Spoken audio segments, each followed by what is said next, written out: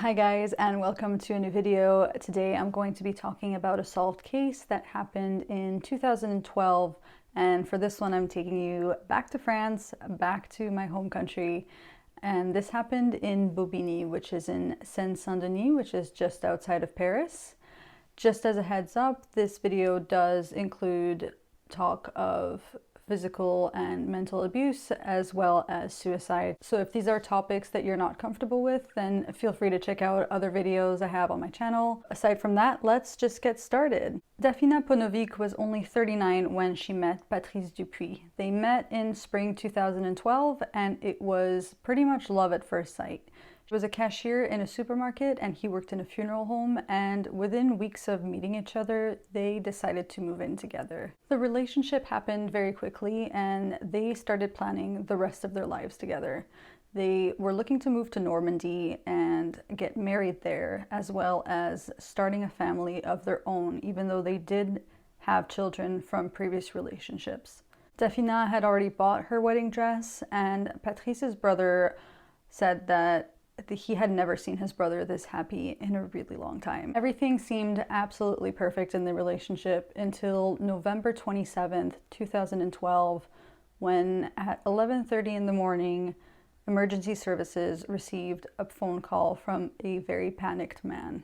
On that phone call, Patrice told firefighters that he had come home to find Dafina completely unconscious and unresponsive. He immediately provides his full name and address so that they can send an ambulance, and in the meantime, the operator tries to talk him through CPR. It's only once the operator explains to Patrice how to perform CPR that he notices that there is a drawstring around her neck, and he's so confused because he realizes that that drawstring around Dafina's neck belongs to his swimming shorts, and 2 minutes later he notices that a belt is tied around her neck, and not just any belt, one of his belts. The operator is obviously a little bit taken aback by this late discovery and tries to ask him if he can easily remove the drawstring and the belt from her neck, and unfortunately they're tied way too tight and he's unable to release them from her neck. The ambulance arrives only 10 minutes later, and they quickly discover that there is very little they can do to save Dafina, and they declare her dead.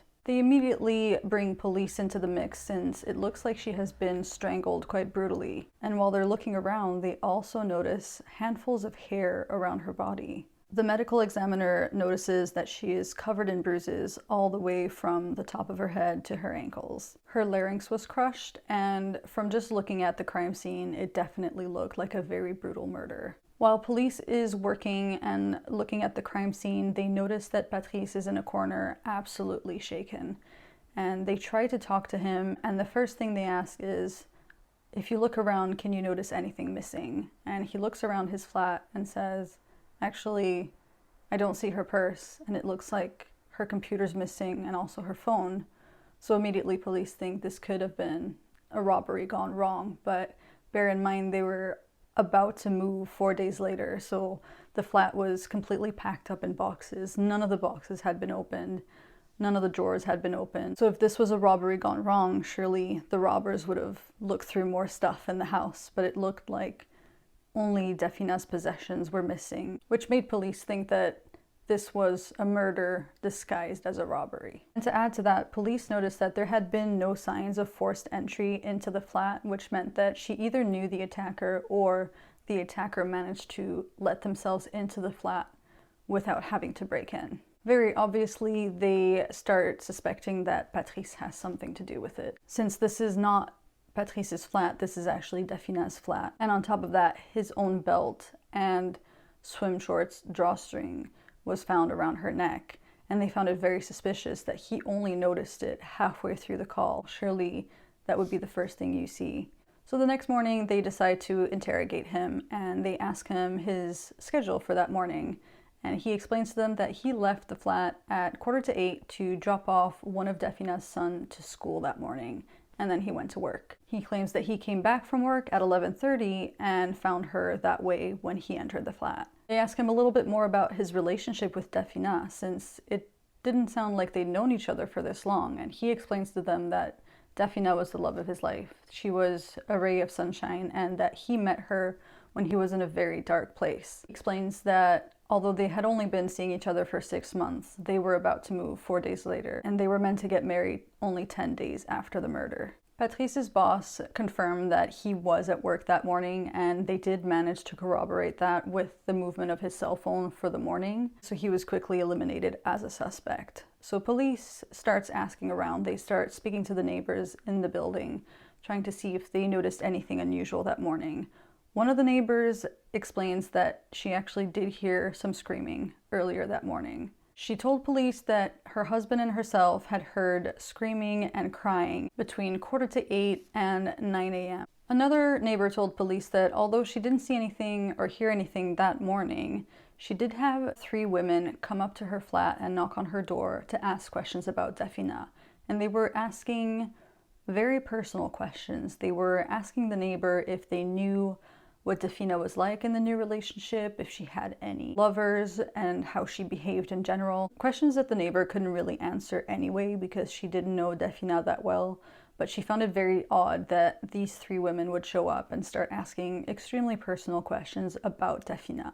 To make things worse, police started questioning Dafina's colleagues at the supermarket, and one of them did say that after the murder, 2 women came up to her to ask her if she knew how Dafina had died. She found that line of questioning extremely concerning. Not only was it extremely embarrassing for her because she didn't know these women, she didn't know what to answer them, but she also couldn't understand why someone would come up to her and ask her personal questions about a colleague who had just passed away. Police ended up testing the DNA on the clumps of hair found next to Dafina, but unfortunately they weren't able to identify a third party. A few days after Dafina's death, Patrice went to the police precinct to speak to police officers again and tell them that he hadn't told them everything, that there were a few things that he hadn't thought of telling them the day of the murder. He said that in the weeks leading up to Dafina's death, someone had repeatedly scratched their name off of the mailbox.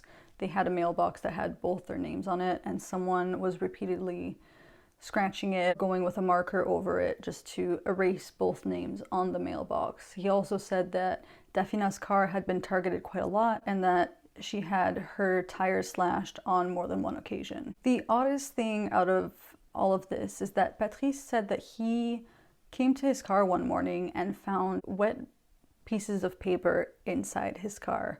Now, I'm not quite sure how to describe these, but essentially it looked like someone had taken pieces of paper, crumpled them up, and then left them inside his car. But none of his car windows were broken, and no one had broken into the car. Now, for those who've never heard of Bobigny or Seine-Saint-Denis, this is a bit of a, I'm not sure how to say this nicely, but it's definitely a town that has a bit of a reputation. It can be a little bit sketchy, and he did say that this was not the type of crime that would happen in his town. If someone wanted to get into his car or break into his car, it would be to steal it, not to leave wet pieces of paper in it. So it really didn't make any sense, especially since the car hadn't been broken into, which meant that only someone with the keys to the car could have done this. And this is when everything fell into place for Patrice. He realized that the only other person who had a copy of his car keys was his ex-partner,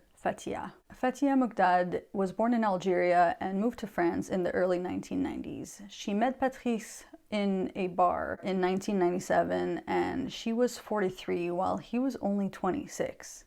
He was a customer and she was working there as a waitress. She already had a daughter from a previous relationship, and he said that she kind of forced herself onto him. She kind of wedged herself into his life and he let it happen. And next thing he knew, he was in a relationship with a person who was slowly cutting him off from his family and friends and progressively got more and more abusive.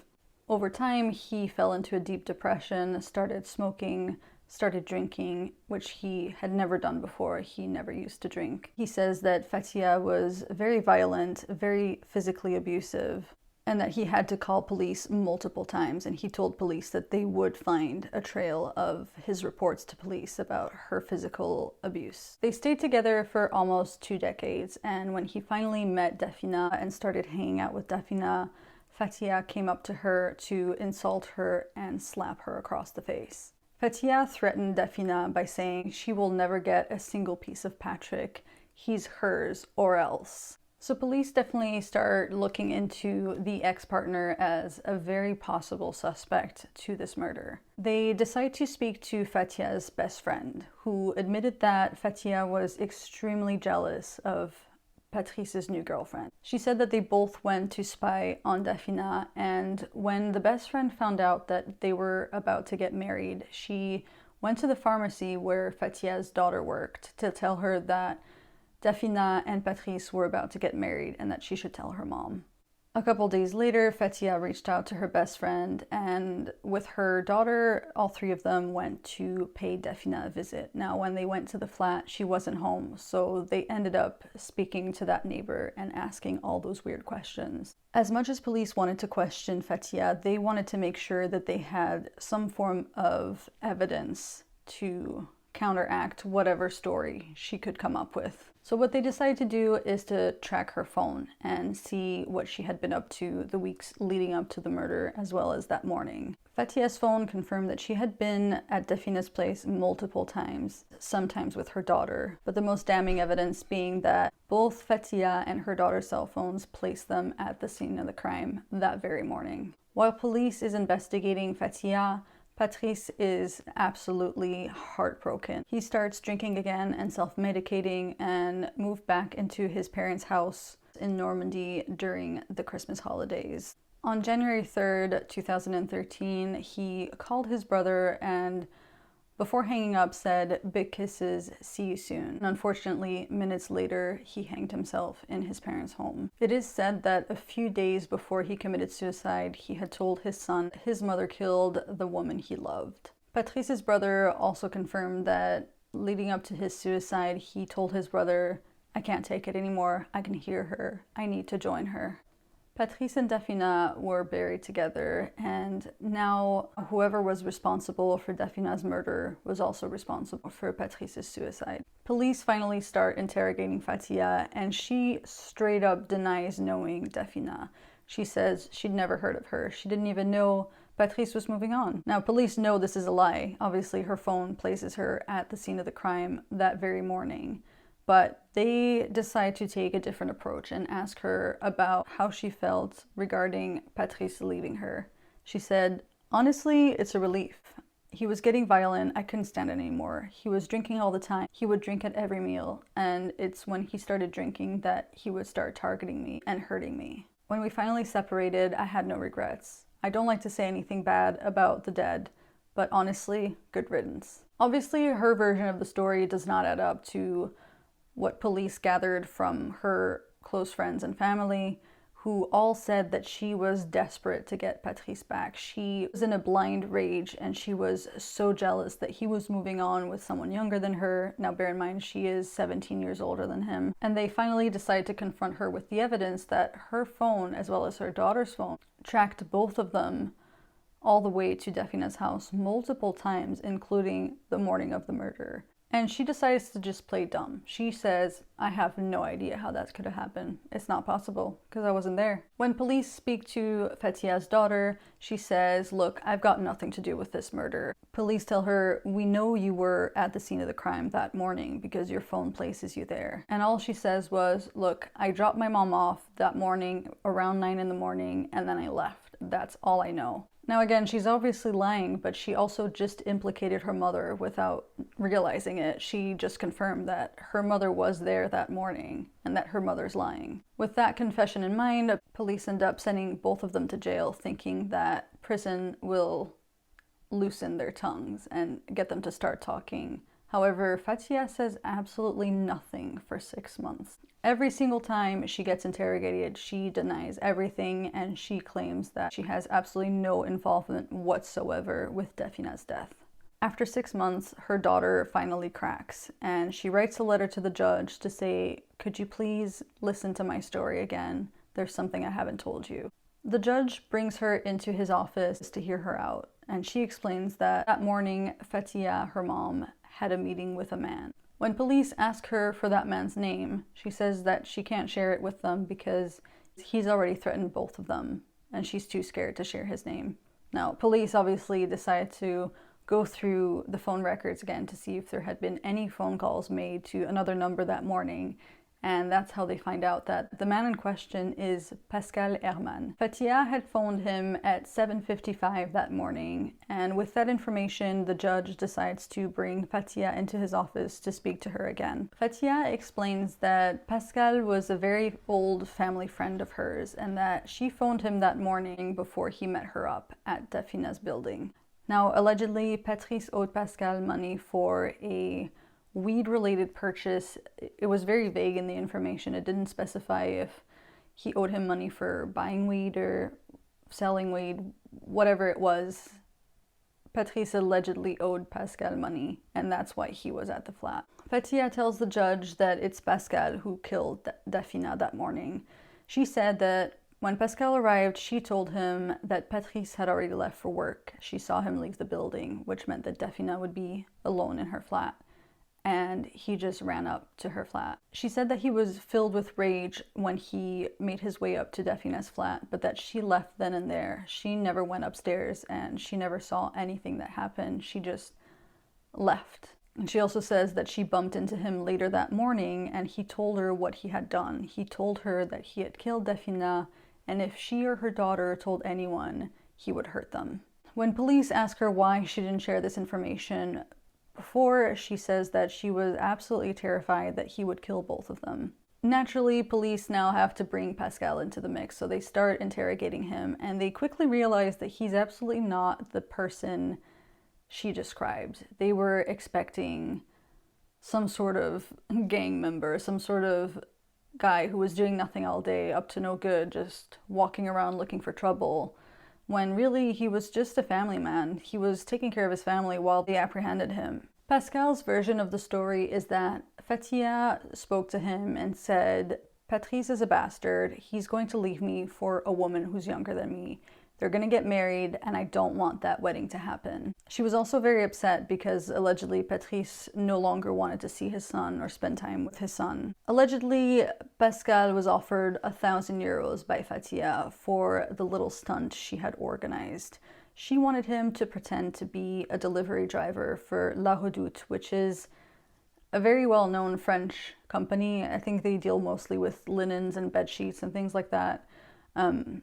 I guess it would just be a very realistic delivery to receive, kind of like if someone said they were an Amazon driver or Amazon delivery. It's very likely that you might have ordered something from there that you would expect a parcel for them, so maybe that's why she chose that company. I'm not sure. But she had set everything up. She had the fake parcel, she had the van. She just wanted him to pretend he was a delivery driver so that he could make his way inside the flat. And while he was distracting her with a signature, he could go around and grab the wedding paperwork to basically just make their life a bit harder. Obviously, if you destroy that paperwork, I'm sure you could get it again and they could still get married, but she was feeling very petty and she just wanted to ruin their wedding plans. Wildly enough, the plan does go through. He does pretend to be a delivery driver. However, when Dafina opens the door, he claims that Fatia rushed inside and attacked Dafina straight away. He says that actually he remembers smelling ether, and that was a very important detail that police didn't know about, basically. So it gave them an extra lead, and they decided to go back and check Dafina's blood and urine samples, and they did find traces of ether, meaning that she was most likely drugged or incapacitated before being strangled. And as wild as the story is, he claims that Fatia rushed in, covered Dafina's face with a cloth that smelled like ether to him, and in the meantime, he decided to just look for the paperwork. He just went inside the flat, just left both women to just fight amongst themselves, and he started looking for paperwork. And he said he just grabbed anything that looked like could be paperwork related to the wedding, just grabbed that and left. He says he never saw Fatia strangling Dafina, though he did see her attack her and beat her up, and he still did nothing. He just left. In October 2015, almost 3 years after Dafina's murder, the court case for Fathia Mogdad and Patrice Herman begins. During the court proceedings, Fathia keeps denying her involvement with the murder, but she did come up with a new story. She said that that morning she had gone to Dafina's place to confront her. She wanted to tell her that Patrice was no longer wanting to see their son, and she was trying to get Dafina to help her convince Patrice to see their son again. However, when she opened the door, she claims that Pascal rushed in and attacked Dafina and started strangling her, and that's when she allegedly left. Now, even if that story were true, then, you would still call authorities. Surely you would do something to help. You wouldn't just witness someone strangling a woman or a person and just walk away. Although, this story is just another version of something that didn't happen. But that's the story she came up with during the court proceedings. Now, in the meantime, Pascal stuck to his original story, which is most likely the most real version of events. He didn't change anything. He maintains that he was pretending to be a delivery driver. When he opened the door, Fathia basically lost it and started attacking Dafina while he was looking for paperwork. However, he's also in a position where he just left. He could have called authorities. He could have tried to help Dafina, who was being attacked, and he didn't. After only 5 days, Fathia was sentenced to 20 years for assassinating Dafina, and Pascal Herman was sentenced to 12 years for being an accomplice. She did end up trying to make an appeal. However, the decision still stood and she still had to serve 20 years. Pascal never did try to appeal to anything. He has admitted his guilt and has accepted that he was serving the sentence he deserved. If you don't hear about the daughter in the sentencing, it's because she provided enough information to be kept out of the court. It didn't seem like she was involved that morning. However, she did know enough information to help catch who had murdered Dafina. Now, this is just such a heartbreaking case because not only was Dafina senselessly murdered just because of jealousy, Patrice ended up taking his own life because he couldn't live without her, and he couldn't live knowing that his ex-partner took away the love of his life. And what's so insane to me is that this is a case that to me seems like a very big case. And usually when I'm researching cases like these, I can at least find a Wikipedia page or some articles. But the information for this case was quite hard to come by. There wasn't that much on there, and unfortunately there wasn't a lot of information about Patrice or Dafina. It is said that Dafina's friends and family say that she was a very lovely person. She was so easy to love. She was always in a good mood. She was just such a kind human being. Everyone liked her, and I'm just a bit upset that there's not more information to go about, because that's all the information that I could find about her online was her murder. And I guess I'm just a bit surprised that there aren't that many articles, or there isn't much information about this case at all. But I definitely remember hearing about this when it first happened, and it's good to know that there has been some justice. 20 years is, bear in mind, she was almost 60 when she was sentenced, though.